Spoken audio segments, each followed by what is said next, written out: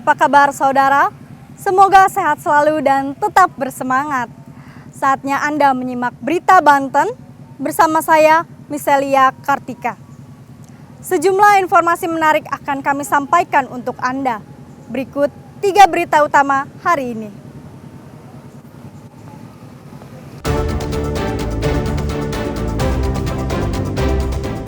Tersangka korupsi pengelolaan sampah di Tangerang Selatan bertambah, Kepala Bidang Kebersihan dijebloskan ke penjara.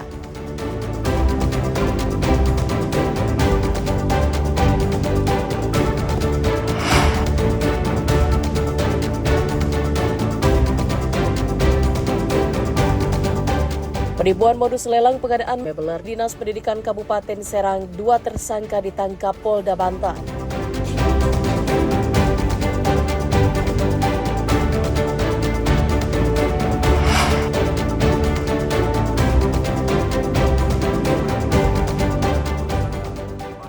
Ratusan calon jamaah haji Lebak mengikuti bimbingan manasik.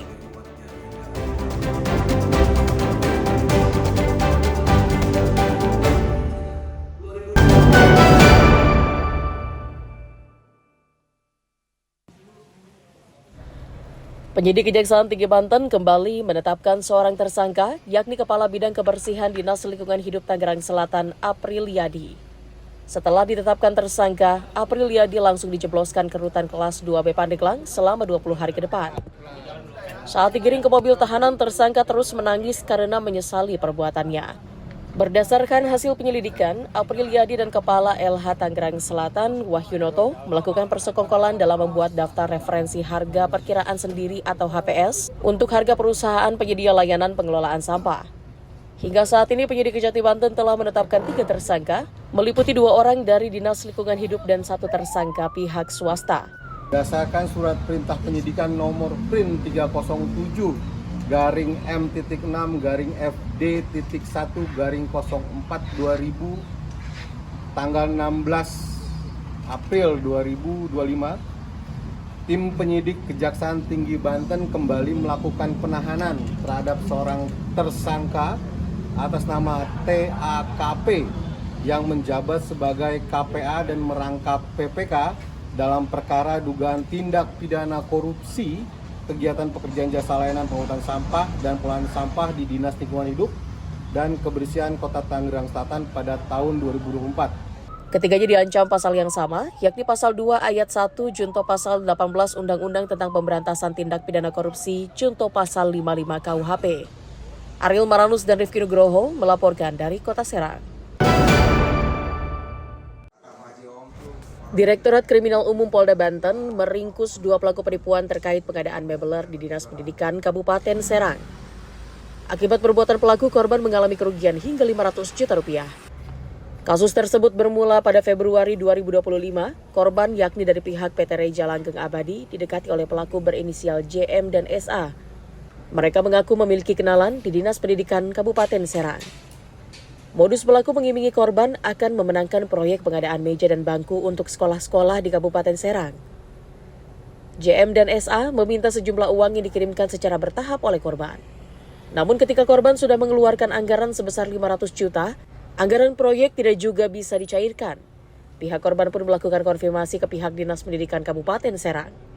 Meski dibenarkan adanya proyek pengadaan tersebut, namun pemenang lelang bukan dari PT Reja Langgeng Abadi. Saudara Pendi ini dengan diyakinkan oleh tersangka memberikan sejumlah uang secara bertahap yang total kurang lebih 500 juta.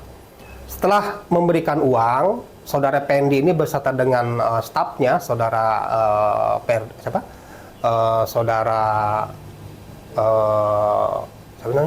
Repin, itu mengecek ke Dinas Pendidikan. Ternyata menurut keterangan dari Dinas Pendidikan, proyek itu betul adanya, tetapi yang mendapatkan itu PT orang lain. Akibat perbuatannya, kedua pelaku dijerat dengan pasal 378 KUH pidana tentang penipuan dengan ancaman pidana 6 tahun penjara. Ariel Maranus dan Rifki Nugroho melaporkan dari Kota Serang. Menjelang pemungutan suara ulang Pilkada Kabupaten Serang, Komisi Pemilihan Umum, Bawaslu, dan personil Polres Serang mengecek kesiapan logistik di gudang KPU Kabupaten Serang. Sama seperti pilkada sebelumnya, seluruh distribusi logistik pemilu mulai dari percetakan hingga ke tempat pemungutan suara akan dikawal secara ketat oleh personil kepolisian. Polres Serang juga akan disebar ke sejumlah TPS, sedangkan jumlah kekuatan tergantung tingkat kerawanannya. Dalam pengamanan PSU, Polres Serang menyiagakan 1.500 anggota untuk mengamankan kotak suara beserta perlengkapan lainnya di semua titik TPS di wilayah hukum Polres Serang.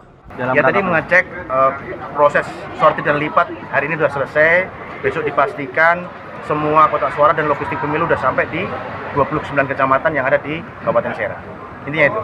Nanti pengamanannya seperti apa di tiap TPS sama di gudang ini, terus pendistribusiannya? Jadi pihak distribusi kita kawal anggota polisi kita, kemudian di tiap TPS ada satu anggota polisi yang melakukan pengamanan.